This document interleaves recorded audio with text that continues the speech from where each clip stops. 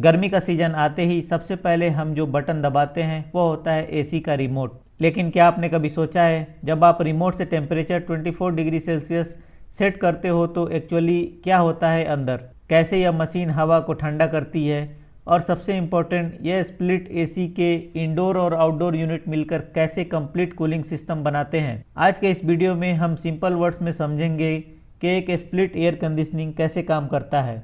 Split AC दो major part से मिलकर बना होता है, इंडोर यूनिट और आउटडोर यूनिट। इंडोर यूनिट आपके रूम के अंदर लगता है, यही ठंडी हवा देता है। आउटडोर यूनिट बाहर लगता है, ये हीट बाहर निकालता है। दोनों यूनिट एक कॉपर पाइप और एक इलेक्ट्रिक केबल से कनेक्टेड होते हैं। अब जरा इनके मेन कंपोनेंट्स देखते हैं।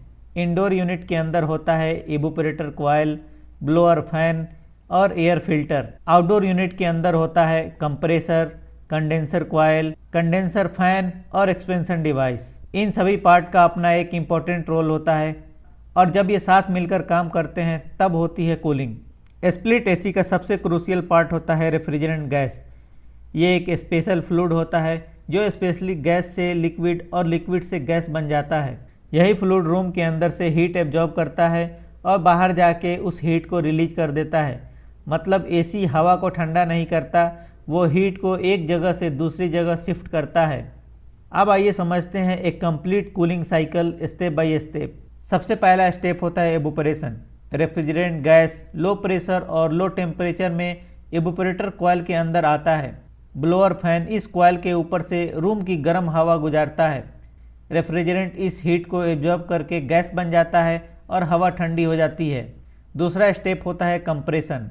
अब ये गैस जाती है आउटडोर यूनिट में, जहां कंप्रेसर उसे हाई प्रेशर और हाई टेम्परेचर गैस में बदल देता है। यही कंप्रेसर एसी का दिल होता है, पूरी सिस्टम में रेफ्रिजरेंट पंप करता है। थर्ड स्टेप है कंडेंसेशन। अब यह high pressure gas condenser coil में जाती है। यहाँ आउटडोर फैन हवा ब्लो करता है जिससे रेफ्रिजरेंट अपनी हीट बाहर रिलीज कर देता है और लिक्विड बन जाता है। चौथा स्टेप होता है एक्सपेंशन। अब यह लिक्विड एक्सपेंशन वाल्व से पास होती है, जहाँ प्रेशर कम होता है और रेफ्रिजरेंट दोबारा ठंडा हो जाता है और फिर साइकिल दोबारा शुरू होती है।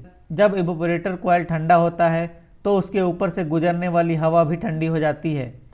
ये हवा ब्लोअर फैन के थ्रू रूम में सर्कुलेट होती है। आपके रूम का टेम्परेचर धीरे धीरे कम होने लगता है और जब आपका रिमोट टेम्परेचर सेट पॉइंट तक पहुंच जाता है तो थर्मोस्टेट कंप्रेसर को बंद कर देता है ताकि एनर्जी बचाई जा सके। एसी सिर्फ हवा को ठंडा नहीं करता बल्कि ह्यूमिडिटी भी कम करता है।